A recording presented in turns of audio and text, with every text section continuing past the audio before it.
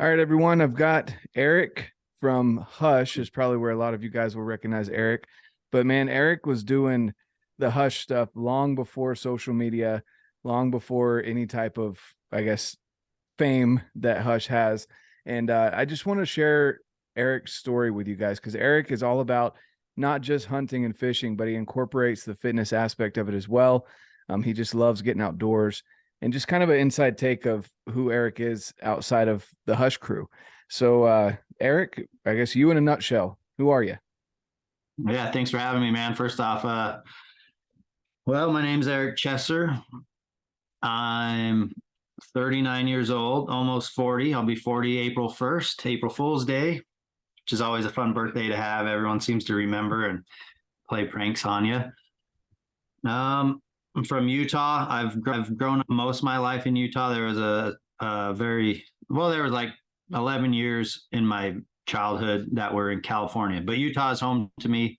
Grew up in West Jordan, and honestly, something about that move from California is really what got me into outdoors, got me into filming wildlife, and early on picking up shed antlers.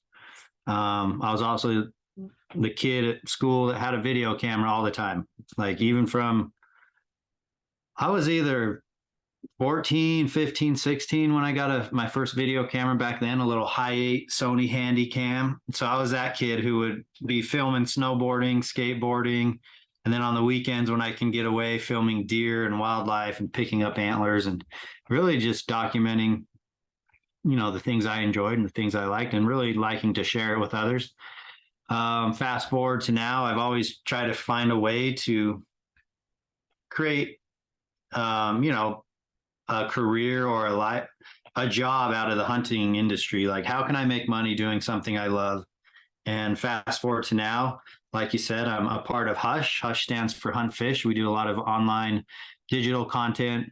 So we utilize all the platforms like YouTube, Instagram, Facebook, and we just document our adventures. And with that, we've been able to build a brand and kind of make this a dream life, to be honest with you. So that's kind of the short version. That's awesome. Yeah, it's really impressive, to see when people take their passions and turn it into a career. Because there really isn't a blueprint for what you guys Mm-hmm.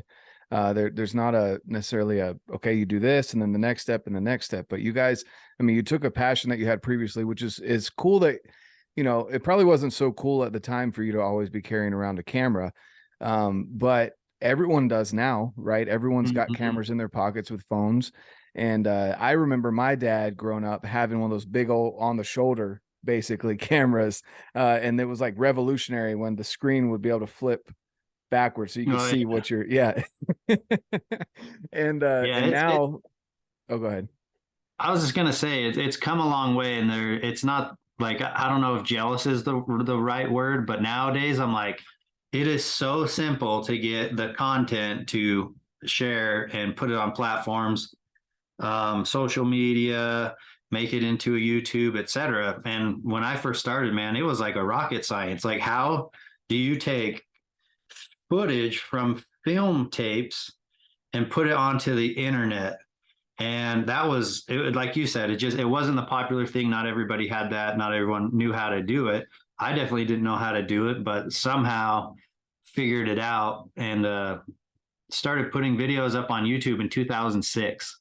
Man. So I was just like, man, there's no videos of like people picking up antlers and like calling elk. So that was kind of my early start of sharing content. And what really started with chat forums and doing pictures and then sharing videos through like short YouTube videos. Yeah. Not to mention having to kick your family off the phone line so you could use the dial up right now. The dial up. It's come a Man. long ways, man. But you know what's really cool is to see how many people are out there creating content. I mean, there's so many cool experiences and things that have been captured because you can just pull out your phone so quickly, right? Like they're everywhere. Everyone has a phone, everyone has a video camera anymore. And because of that, we're seeing like things like rare things, right? Like a mountain lion taking down a deer or just the most bizarre things you would ever think of, or an antler shedding off a deer or elk's head. Like that was once in a million. That's becoming like you see that every spring now. multiple times. So it's pretty wild how far it's come. Yeah, I agree. And in a way, it can be a good thing to get people outdoors because they're wanting to get their own footage, their own, videos on their phones, pictures. Now with digiscoping, it's come so far. And you're right, it is a simple click of a button and you can upload it to basically any platform you want, whether that be YouTube, Instagram, Facebook, wherever, and you can just share it with thousands of people. It's pretty crazy. Yeah, it's wild. I finally found like a little converter box on Amazon so I can take my old tapes. You got to sit there and watch them and play them back, but it'll convert them into a digital file. And I've been able to share some of my stuff from like 1999. And once it got on to an SD card, just airdrop to my phone. I'm like just blown away. And that's when I really sat and thought about how far it's really come. I could take those tapes now, convert them, airdrop them to my cell phone, put them on Instagram, and that just wasn't possible before. Yeah, no, and I think you shared something. I can't remember how far or how long ago that was, but someone had mentioned something about you do it just for the money, right? And you posted a video of you. You were like, I did this before. It was even fun or cool. It was Yeah. fun, but it wasn't cool to do. Yeah. When TikTok came out, I got pretty excited about that because it made me, and not that I'm promoting the TikTok platform, man, right now it seems crazy, right, with the China's and the communist whole thing. But when I started getting on there, it was fun because it made me create content that was user friendly on there because they don't have kill shots, right? And that stuff's what I like to share, and that's the stuff that people seem to really enjoy. But I had to start creating content on TikTok that followed their guidelines, and it made me create content that I just would have never created without having to navigate those strict rules.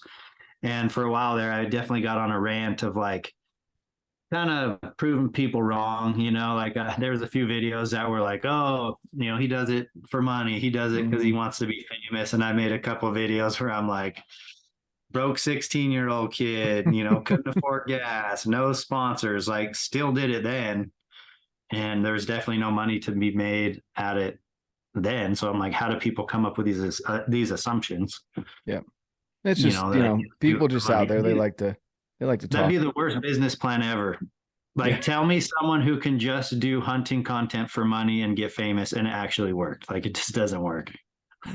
No, and even knowing a little bit about your guys' backstory with Hush, I mean, the stars aligned in a way where you all do your own particular thing in the team, and it all worked out. You all do your own special thing that just happens to create that community that you have. So it's pretty cool to know a little bit about that as well. So I guess what you mentioned, the move from California kind of got you into it. But what really sparked your interest? Did your parents take you out hunting? What got you going out there for sheds and hunting? So my dad grew up in central Utah in a small town named Fillmore. And his growing up was like, that was the thing, the traditional general season deer hunt. Their family survived on gardening. I mean, I know his mom, they didn't have a ton of money. So like growing their own food and hunting their own food, that was just their lifestyle. That's really like his generation. So as a kid in California, he did take me on a couple hunts in California. I briefly remember we went on some like wild hog hunts. Didn't know much about it. We never got one, but he definitely introduced me to camping and got me a BB gun. And I remember like going up to the lake in our Suzuki Samurai and, just shooting birds and whatever, back then, and little pellet guns. And so that got me started. And then in general, I was just an animal lover. Like I was the kid who watched National Geographic shows, anything I can, which was mainly the lions and the tigers and hyenas and the buffaloes and all that on those type of TV shows. But I'd watch and consume any content like that I could. So I loved animals. I loved reptiles. I loved pets. I always had snakes. I had all kinds of pets growing up. So I just had a love for animals in general. So when we moved to Utah and my dad started hunting a little more because, we were closer to the hunts and stuff, I started tagging along. And the pursuit was always super fun. And finally, I watched my dad and my grandpa shoot cow elk, and the gutting process, freaking, it just killed me, dude. Like watching them process and gut them and just, I mean, rip out their guts and stuff. I was just like a young kid, like, oh my gosh. I mean, it wasn't a great experience for me. And at that point, I just kind of shied away from the idea of me hunting. So that led me into shed antler hunting. So not a lot of people know this, but before I ever hunted myself, I picked up shed antlers and made shed videos and went out and filmed all that kind of stuff first, and then really got heavy into the gym, and even eventually into like competing in fitness shows and men's physique and bodybuilding here in Utah.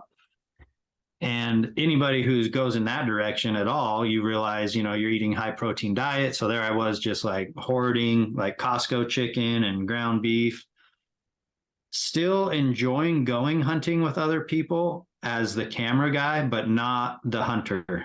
And it was that stage of life, like 20 years old, where I was like, I am consuming and so much meat and buying so much meat from the store, and I should really like actually hunt to see if it is something that I want to do. Step back just a little bit from then, there was a couple years where I did try archery. And my theory on archery was, well, at least if I shoot them, they run off and die. You don't have to witness them die. So there was even an archery season where I jumped this small buck, pulled back with my bow. This is the old brass stacked pins that were just completely brass.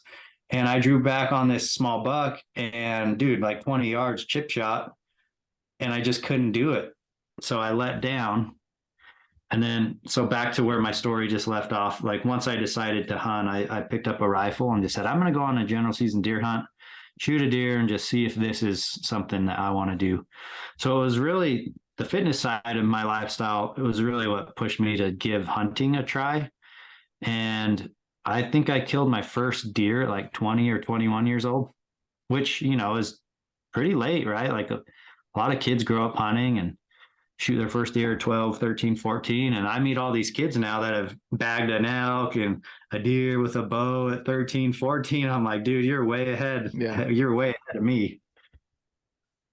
So that's kind of why I decided to actually hunt, was to, I enjoy the pursuit. I enjoy the antlers. Obviously, I'm a big antler hunter, but I really just wanted to see if pulling the trigger was for me or not. And after that first hunt, which it was hard, take the life of your first animal, was definitely a special moment. And yeah, from then on, man, I knew that was for me, and I just pushed fast forward and kept doing it. That's awesome. Stopped. I think a lot of people wouldn't know that about you, because obviously you've put down quite a few animals at this point. And I mean, that's your livelihood, right? You go out and you go on these amazing adventures that some people can only dream of. And and what you guys do is just a dream for some people, and it's something. It was obviously a dream for you at one point, but I would have never guessed that you had an issue with hunting to start out with at 20. So I think that's cool. I grew up the same way. I don't know if you watched a lot of Steve Irwin, but I used to love watching Steve Irwin.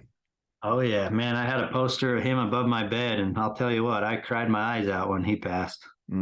Yep, exactly. And that's Animal Planet was my go-to channel. It was funny because like I would go to school and people would be talking about South Park and all this other stuff, and I'm like, well, cool. Like I don't have anything to talk to you guys about because I like animals. So That's funny. That's kind of reminds me of me in my high school stage, because all my friends would agree, because they'd all say this. Or I had like snowboarding and skateboarding. That was kind of my lifestyle. So that was kind of my style of clothing I would wear, and that kind of fit like who I was. But then on the weekends, I'd disappear into the mountains as soon as I got my driver's license. And even my best buddies are like, dude, where do you go on the weekends? Like, you live like a double life. I'm like, I go pick up antlers, and I'd be so excited, like watch these videos of these elk calling. And I just really had no friends, in those early years of getting started. So I did most everything solo. And I think that's why it's very normal for me, even to this day, to just do things alone. Like that's all I did. That's all I knew. And, whether someone could take off work or not, I still went. And I think that's why I'm so used to kind of doing solo trips. Yeah. No, that's really cool. And that's honestly, that's a really interesting fact to know that you had an issue with gutting the animals. Cause again, a lot of people, especially people that maybe aren't in the hunting community, would look at you guys and think you're just cold-blooded killers. And it's an emotional moment or even a spiritual moment when you take the life of an animal, and just walking up on that. And it's knowing that it's not for show, that you guys, every time I've seen any clip of you walking up on an animal, you can tell you took the time to concentrate on the fact that you were taking that life, and you respect and honor the fact that you took that life. So, that's really awesome. So with fitness, you mentioned that you got into physique shows, bodybuilding shows. So what got you into, because obviously you said skateboarder, snowboarder. I assume you didn't play sports in high school, or did you play sports? Well, that kind of does connect some of these dots. So growing up in California, I was involved deeply in team sports. So soccer, ice hockey, and baseball were kind of my main three. Right. So you play sports with your best friends, the kids you grow up with, and you're on teams and you're just in the mix, the coaches and all that. So when I came to Utah, I was a new kid on the block. I had no friends, didn't know the coaches. And I tried to get back into some of these sports. I tried to play soccer, and I felt like the politics of what was going on at that level, like right into high school, was who knows the coach and this and that. And I was just like, I'm better than a lot of these kids and you're not playing me. So bounced out of that. When I moved to Utah, I was actually pretty excited to be like, oh, sweet, they'll have ice hockey because it's like a winter state, right? California is a summer, like just known for warm weather. Mm-hmm. I came to Utah and there was like no ice hockey leagues or programs like there was in California for kids my age. So unfortunately kind of like lost the desire to play ice hockey. I did play a couple years and seasons of like roller hockey in Utah, and that was fun. But the whole team sports thing just kind of fell apart right in that high school era, where you should either be like going all in on, being on the team or not. And again, didn't have friends. It wasn't the same feeling as it was growing up in California. So I pulled myself out of team sports. And that's when I went into individual things like skateboarding, snowboarding, things that I can do and grow and learn on my own and not be reliant on teammates or anybody else. So same with hunting, right? Like my results will show for my work, not the other 10 people if they want to get to my level or not. So I started leaning and doing things that I can do on my own. That makes sense. Like individual things. Yeah, no, that definitely makes sense. But fun fact, in high school, I did try out for the tennis team on the last year of my high school, so senior, and I missed tryouts. But I really thought tennis was just like a fun sport. I no training, no practice. And the coach was like, hey, you missed tryouts, but if you can beat so-and-so, you can be on the team. So I'm like, all right, put me up against this kid who's probably practiced and had training and stuff. And I beat the kid and they let me play on the team senior year. So that was the only thing I did in sports in high school. That's awesome. And tennis is a pretty hard sport. Like, yeah, it's for fun, but running back and forth and making sure you get the ball just over the net and hitting in the right spot. It's a pretty intense sport. That's funny though. That's awesome. So you lettered in tennis. I played tennis. I wasn't that great at it compared to like the other kids around. And then I got into bowling. This is another fun fact. In our school, we had team sports and we had a bowling alley very close to our high school. And one of the things is you went to bowling. So again, another sport that it's just me, right? I can be as good as I can be without any other teammates holding me back. And I'm not saying that I was the greatest on my teams or whatever, but I like that type of thing where my results are a reflection of my efforts, right? And nobody else's. So I did bowling in team sports And sure enough, I was like, this is fun. So I got my mom. I remember we went to Walmart back when they would like actually drill the holes in the bowling balls for you. And I got my own bowling ball, my own bowling shoes, which I still have to this day.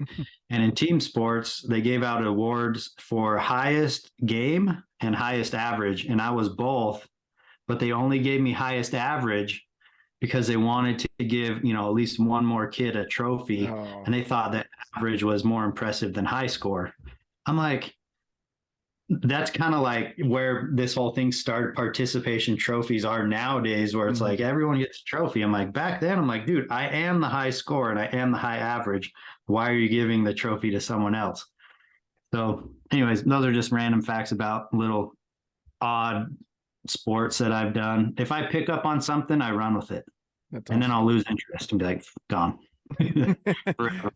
So when are you going to start shooting for the Olympic team for archery? Okay. That's one thing that, you know, we could go into more conversation on this too.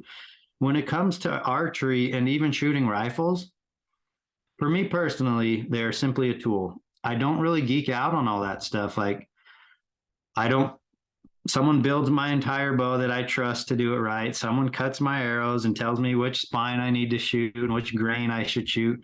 Dude, I have zero interest in that stuff.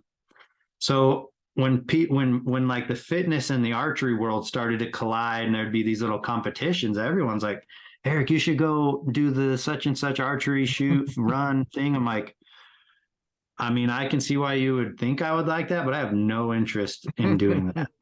So the weapon is simply a tool for me to hunt. And that's kind of it. I mean, I like to shoot them for fun, but yeah, I would never have the like the ability to, unless I completely focused on it, but I don't have the interest, so I don't think I ever would. The ability to like excel at archery target shooting. Yeah, I guess they do tinker a lot with their own stuff, and even up there on the line, they're messing around with different things on their site, and they're doing clicks here and clicks there. I could see why that wouldn't be for you. I think even when we bumped into each other, we were talking about your bow, and you were just like, it's great, but like, how do you like that bow?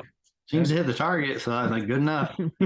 You were like, "This is the best shooting bow I've had to date. I haven't touched it since they set it up."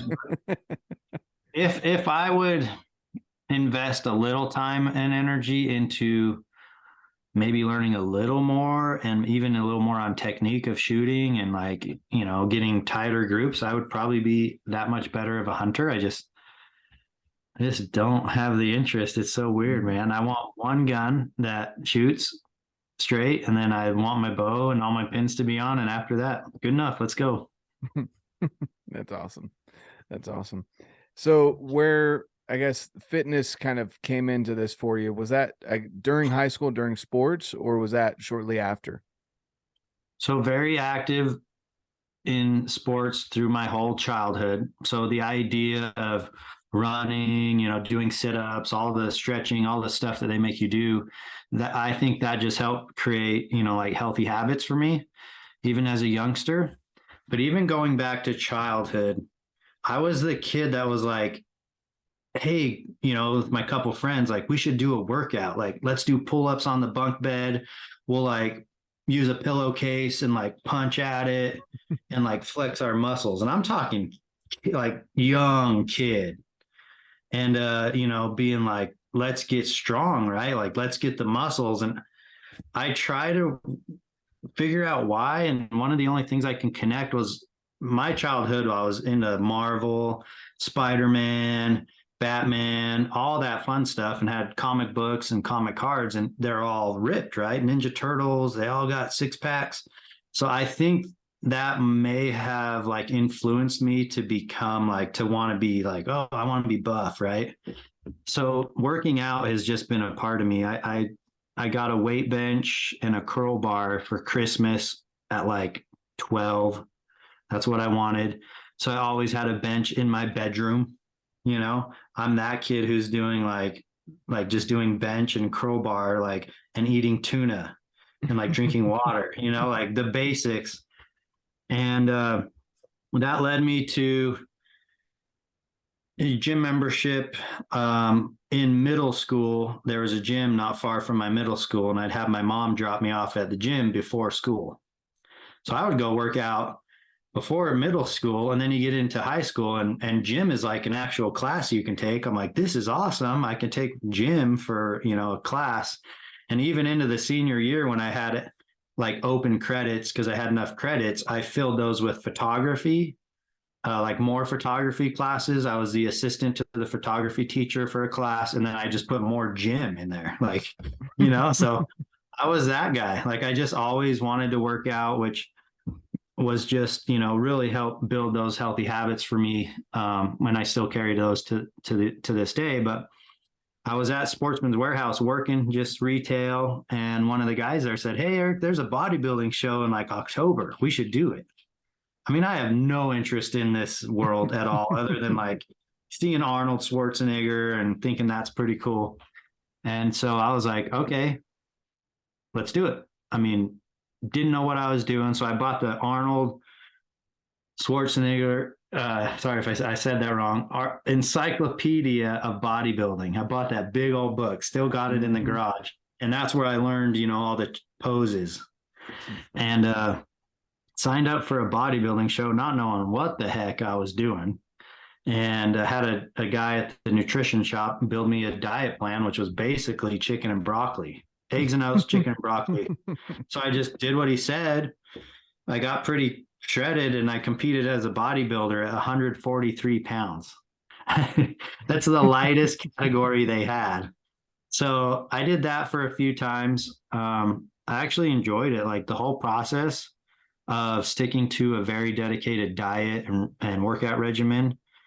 That built so much mental strength in me. Like, when you can go through and commit to something like that and push your limits and push your body and really suffer, but even more mentally, like, you gain a lot of self-discipline and self-value and all that. So that's kind of where the whole bodybuilding competition thing came from. And then from there, I took it into men's physique. They opened up a category that was a little more my body type, and I did that in 2013 and had a blast, which is so funny. I just had this out from a podcast yesterday. So 2013 was the year I did men's physique in Utah, and that got me the overall natural winner. And that was the same year I killed the Fireball. So that was just a banner year for me. One of those years where those were kind of the two big things of the year for me, that I wanted to kill that bull. I wanted to obviously win that show, and I did both. That was a cool year for me. That was a fun one. That's amazing. That's really cool. And for, a lot of people out there that think about, bodybuilding and physique shows, etc. Some people can take that as, the people are cocky or narcissistic. And I hear that a lot. And especially when I talk to people about working out at the gym, they're like, well, I'm not trying to look like, Arnold Schwarzenegger or whoever they refer to. And, I think it's cool that you brought up the fact that there's the mental fortitude that comes behind it. It very much translates to your other passions, like chasing elk or chasing deer, or, going out there and hiking for miles on end, not knowing if you're ever really going to see anything. And that definitely translates, because, I've never done a competition, but I've seen people that have gone through it, and I can understand when you're having to tell people, I can't eat this or I can't eat that. It looks delicious, but I can't because of this goal that I have in mind. It definitely takes a lot of strength and a lot of mental fortitude for that. Oh yeah, there's crossover for me, and in my situations, I always say the only reason I killed that bull was because I put myself through that. The Fireball, for anybody who knows the hunt, it was not a physical hunt. I didn't have to scale mountaintops and sleep in the dirt and do a lot of the stuff I've done on other hunts. That was more of a mental challenge than anything, especially after hitting him the first time, right? And having to ignore the outside pressures that I should go hunt other elk, that I need to leave the areas, just like a diet. Hey, why don't you just eat a pizza? Why don't you eat a cookie? And you're able to just put up your walls and build yourself boundaries and stick to them. It's the only reason I killed that bull, because mentally I believed in my heart and soul that that elk would come back. He's very old, he's habitual, and this is where he lives. Like, just he's not just gonna like find a new home. This is his home pre-rut, and it's the mental strength that got me through that hunt. And years ago, it's been a couple years, they asked me to participate in this elk summit up at Snow Basin. And I was pretty honored about it, because my first answer was like, what the heck do you want me to teach anybody to hunt elk? Like, you got Randy Newberg, Ryan Carter, Gritty was there, Brian Call, and who else was there? Corey Jacobson. I'm just like, you're going to throw me in the freaking lion's den with like these guys that, have been doing all this stuff a lot longer than me. And I kind of had an idea of like what each of them would want to teach about. And after thinking about it for a minute, I'm like, the only one thing I think I could offer a class is how to stay strong mentally out there, because we all have been in those moments hunting, whether it's elk or deer or anything, where you count yourself out. You're like, today sucks, it's windy, or I'm tired, I'm going home. And it's that mental strength that you need when you're on the mountain to just push forward and persevere. And that's going to create those opportunities like so. So that mental game, man, it's underrated and really not talked about enough. Exactly.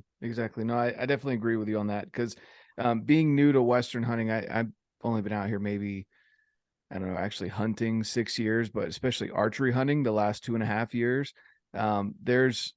It's not spoken about enough, but there are definitely some key people that I look to that have been through a lot more hunts than me, have more experience, such as you or Dan Staten, that have they just grind through that moment of, well, I want to go back home to my family, or, I want to go take a bath or a shower and, and sleep in my own bed.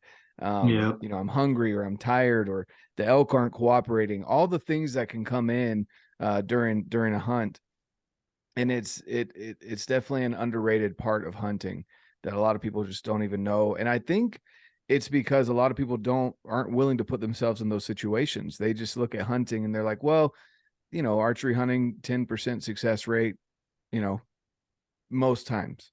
And they just accept that instead of trying to become part of that 10%, Yeah, exactly. Which, they basically have counted themselves out before they ever gave themselves a true chance. And that's just in general in life. I think like the mind, man, it is so powerful. Manifesting, visualizing, I know enough about you to understand that and practice some of these type of things, but people who are weak in the mind, that's just they've just counted themselves out, and that's too bad. Yeah, exactly. So I haven't watched a lot of it, but I watched parts of the season of Alone, where the guy, I think he brought like a trad bow and he killed a moose or something with it, and then he had to kill a wolverine because the wolverine was eating all the fat. Like, he had a savage season. And it was funny because, I watched the first like 1 or 2 episodes, and you can already tell from the very beginning the people that aren't going to last, because one of the guys was talking crap about all the other competitors. He was so focused about everyone else. He ended up breaking his own ankle after like day 3 or 4. And then there was other people that were talking about their family and how their family is motivating them. And I'm like, it sucks to say it, but you're not going to last because your mind's already back home.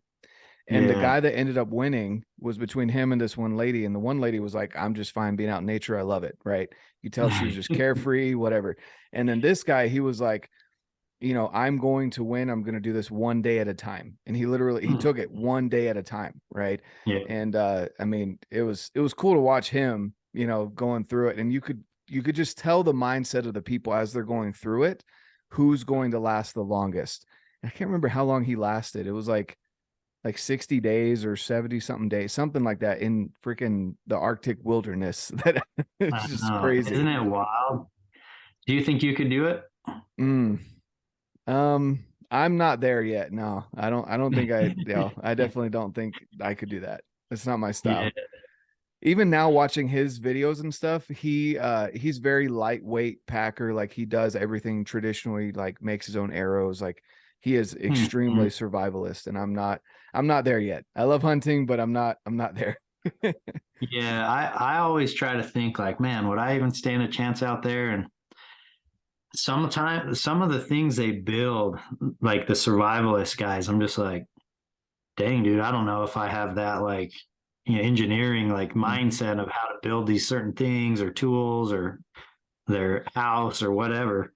But if I would have to be a single man, like super like mentally zoned out, because I can be alone, that's fine. But like you said, some of these guys, it's their family, right? They miss their kids, they miss their wife or husband or whatever. And I think that would get to you, like kind of that FOMO, fear of missing out. Like, what's going on back home? What are my friends doing? Like, man, this sucks. Like, It's just a little it'd be cold. fun Like yesterday to after try it. hunting all day and having frozen feet, it was nice to come back and have a warm bath to warm up to, because Yeah, you right.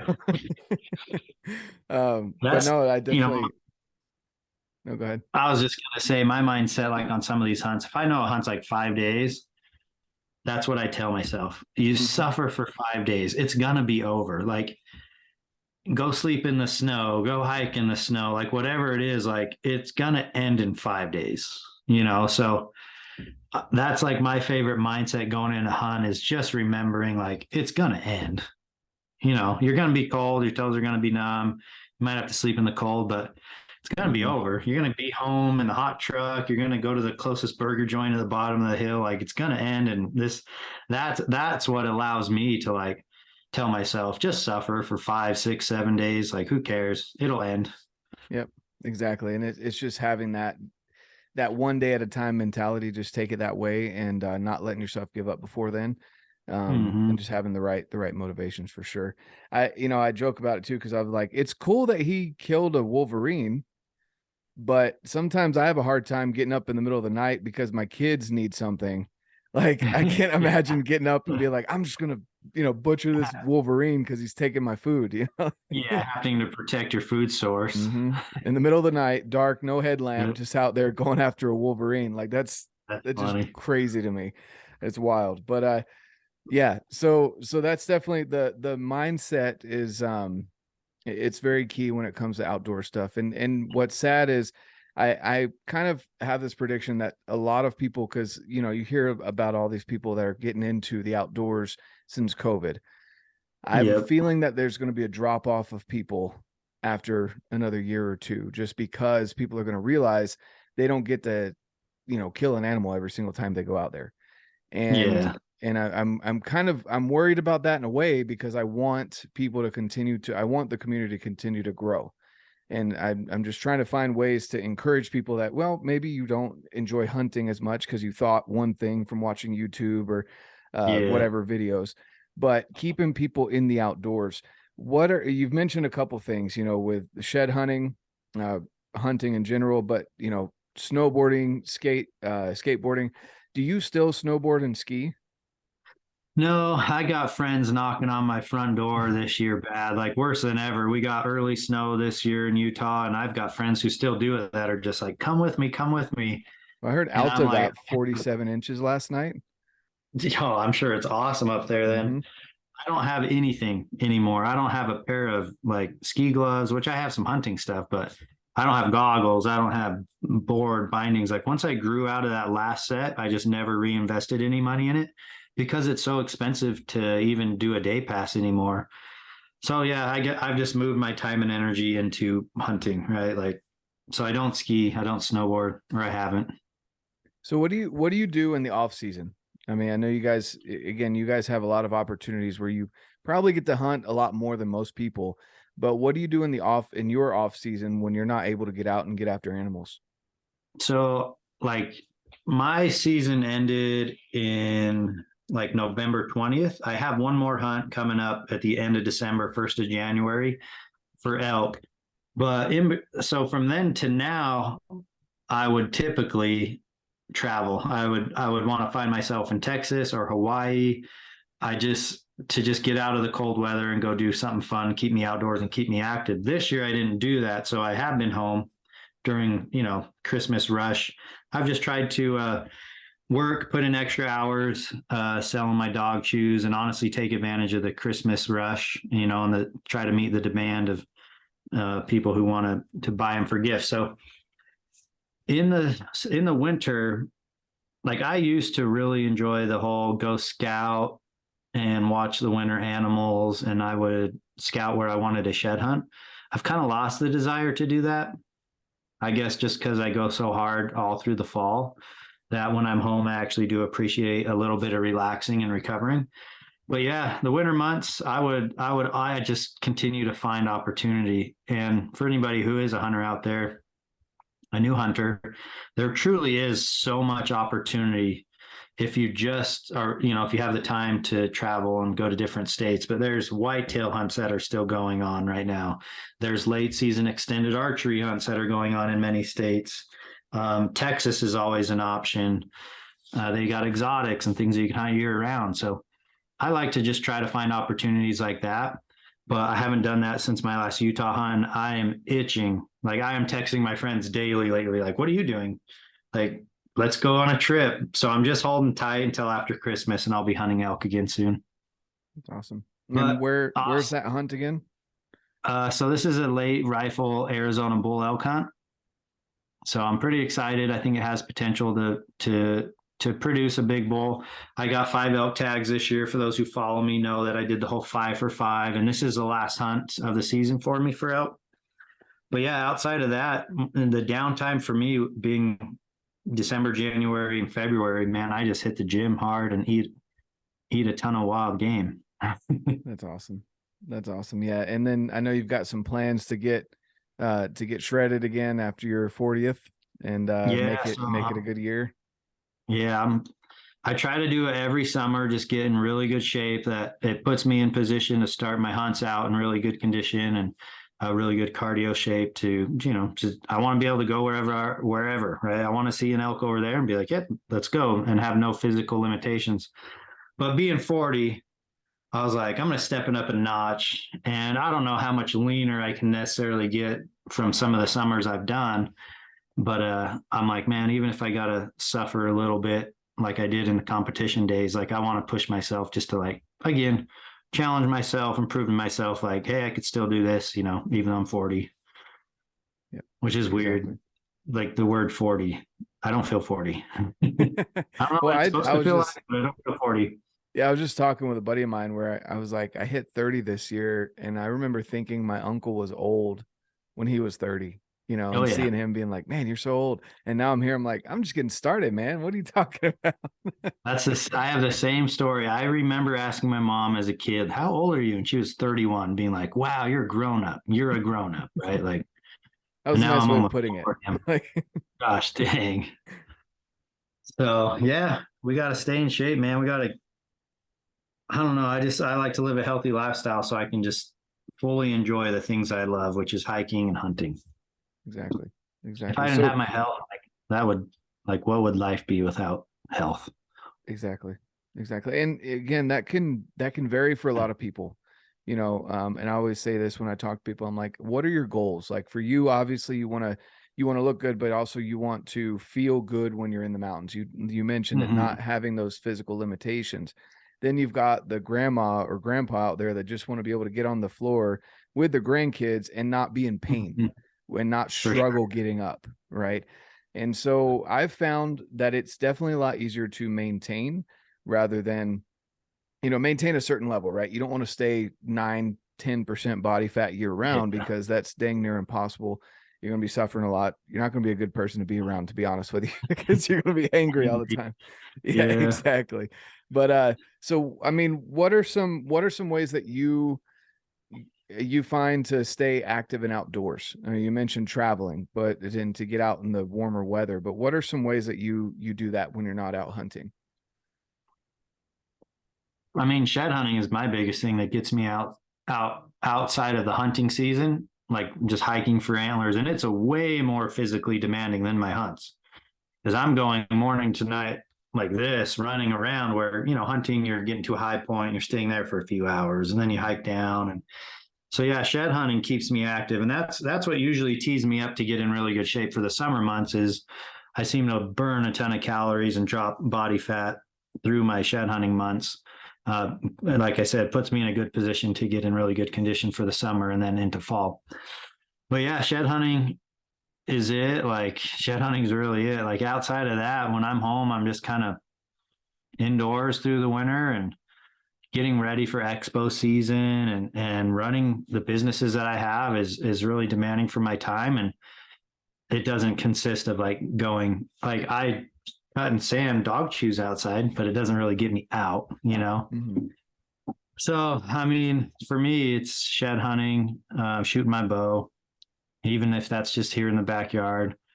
I do a little bit of fishing if I get the right invite. You know, if someone's got the right setup and they got the right gear and I don't have to worry about any of that, I like to go fish. But yeah, for me, it does really come down to trying to just travel and find new opportunities to hunt and find sheds. Gotcha. So you're not the guy that ties his own flies and No, like fishing is like low priority. Tying flies is like even lower than that. Cause even if I do fish, honestly, I kind of like the whole lure style, bass fishing, ocean fishing, where you get to imitate something out there and feel the strike. You know, fly fishing for me, you don't really, unless you're a streamer, you don't really feel that strike. That's the rush for me for fishing, is like throwing out a spinner bait, reeling it in, and just. Yep. No, So yeah, no tying flies in my free time. If I got free time, I'm at the gym working on business, you know, back end stuff. I hear you. No, I was just messing with you because you were like, I don't even like to tinker with my bow. So I'm sure you love tying flies, right? That's Definitely not the guy tying my own flies, though I did when I was young. Mm. Funny story. When I was young, I did get into fly fishing there for a second, and I did learn the basics of tying a fly. Like I understood like the basics, right? Sometimes it's a feather or it could be deer hair. So we were actually fishing next to my friend's farmhouse. The river came out of it up in Duchesne out of Starvation.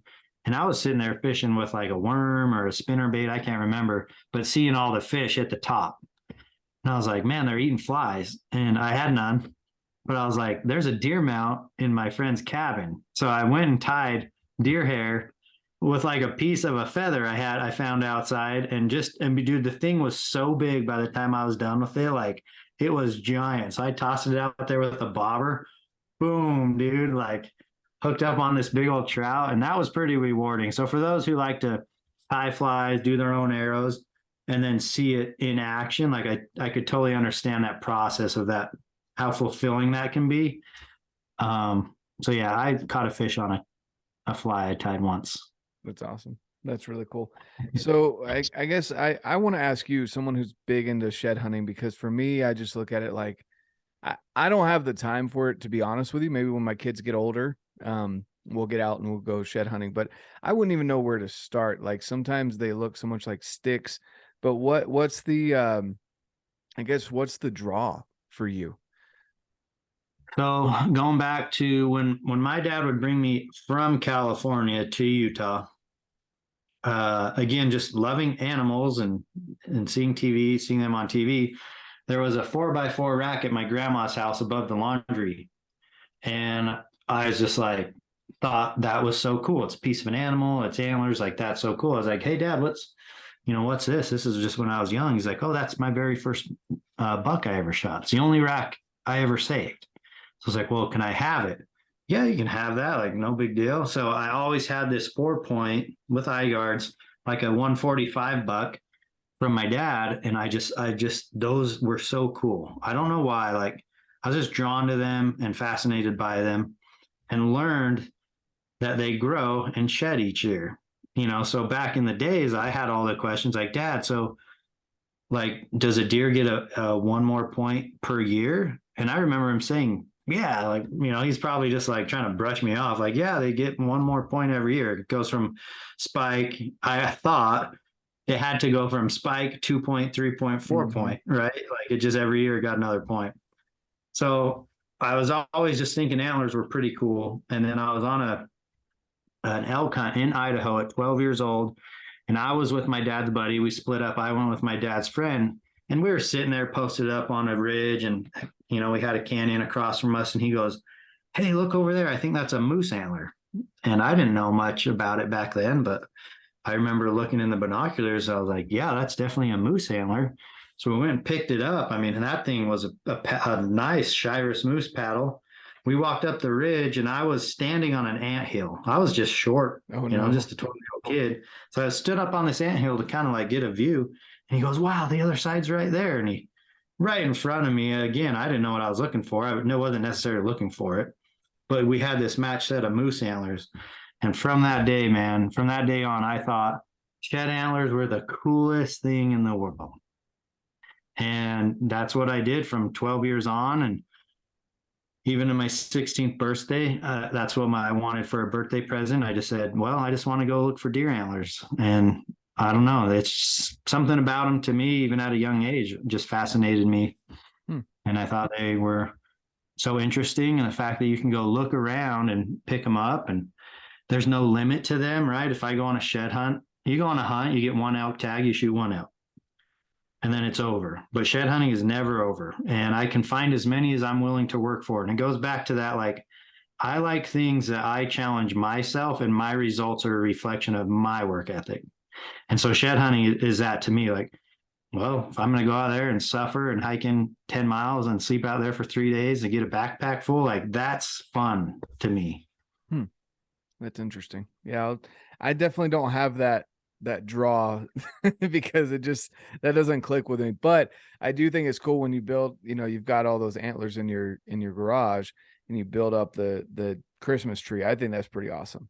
That's a lot of work. And I when I look at that, I think that is a lot of work, because I know just from how much time I spend out in the mountains, I'm just like, I have maybe found one or two. Obviously, I'm not actively looking for them, but I'm like, for you to go out and how many miles you have to put in, like, that's what, when I see that tree or all the antlers you have in your garage, I just look at it, I'm like, man, that's a lot of time and a lot of miles put in right there. I know. And that whole stack of what I call my keeper pile, those elk antlers, dude, I have a photographic memory with antlers. It's pretty wild. Like, if I just see an animal once and it's got something of character, like it's in my head forever, and I can recognize that forever. So that whole stack of antlers, like, I could pretty much tell you where I found them, what they were laying like. And I always remember joking, like, why can't I have that memory for like learning something like in school or like doing a test, but I just don't. But I have this ability to recognize antlers like crazy. Whether it's I could see something on social media, like just recently, Connor killed a giant bull on the Wasatch Front. He showed like a sliver of the back end, and 2 days before that, my friend was just sending me pictures of bulls he was looking at, and that's all it took. All I saw was like this much of the antler. I was like, boom, that's that bull that such and such texted me 2 days ago, and I sent it to Connor. I'm like, is this your bull? He's like, yep. Like, dang, sometimes awesome. I even surprise myself.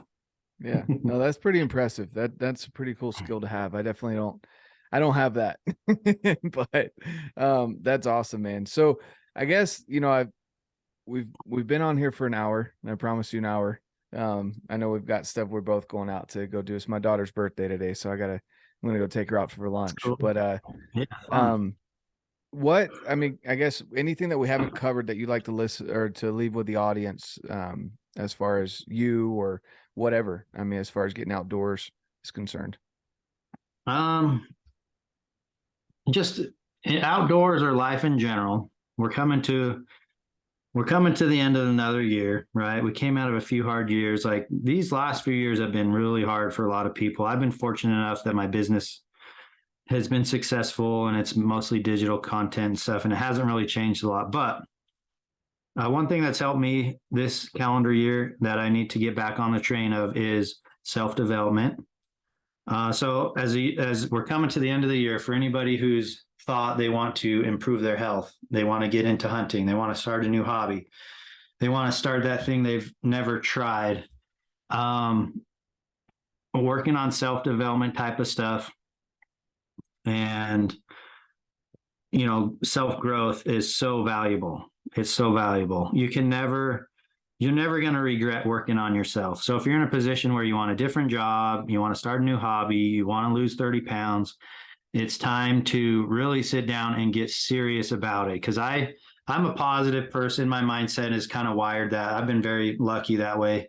But this year I put myself through a self-development course, and I actually sat down, right? And you really start to think, what are your goals? What does your perfect lifestyle look like? And that could go as deep as you want to take it in any category. How much money do you want to make a year? What do you want to look like physically? What's your relationship like with your family or your spouse or your kids? What's your business idea? Sit down, build yourself a vision board of what that looks like. Look at it daily and start chipping away. Because like you said earlier, it's about daily habits and just making small progress that will ultimately add up to something great over time. So yeah, that's what I'd say to anybody, man. It's there's never a bad time to work on yourself, to invest in your own health, whether that's mental or physical. I think a lot of us have strengths in certain areas of life, right? There's like the buckets they talk about, like relationships, finance, health, spirituality, right? They have these buckets they speak about. And I think all of us have strengths. My strengths were fitness and health. I'm like, I do these automatic. I eat pretty healthy and I work out daily. Business for me, luckily, the way it's gone has been pretty automatic. But I was suffering in relationships and stuff like that. So just take action. For anybody, my message would be to just stop thinking about it, whatever that is on your mind. And we all know what it is. You don't got to think about it. If it's on your mind, take action, sit down and actually make a plan for whatever it is, that goal you want to reach, and start making changes. That's it. I appreciate that. Yeah, no, it's definitely never a bad time to start working on yourself. And it's cool that you sat down and took a course. Vision boards, I've got mine sitting right there that I look at every day right here by my desk, because it's it really is a powerful thing, and visualizing what you want. For some reason, that you could call it God, you can call it karma, whatever, manifestation, but you attract what you're constantly thinking and looking at. So that's awesome. I appreciate you sharing that. Thanks again for your time today, man. Absolutely. Where can people find you? I know a lot of people obviously know about Hush and you, but where can people find you? So we've got the Hush platforms. If you search Hushin on YouTube, that's where you're going to find all my outdoor related content. I've got personal pages, and on Instagram, it's Eric_Chesser. I share a lot of my hunting stuff on there, and then, a lot of my daily random nonsense on the stories. And then I have like a little small YouTube channel that I put up videos when I can and have time. And it's just under Eric Chesser as well. So search my name, you'll find me. Awesome. Yeah, we'll leave the links down below, guys, for you to go check out Eric's stuff. And if you want to get into shed hunting or hunting in general or fishing, they've got great content over on the Hush platform. And definitely go check them out as well. And like I always say, guys, get out, live your life, and love it.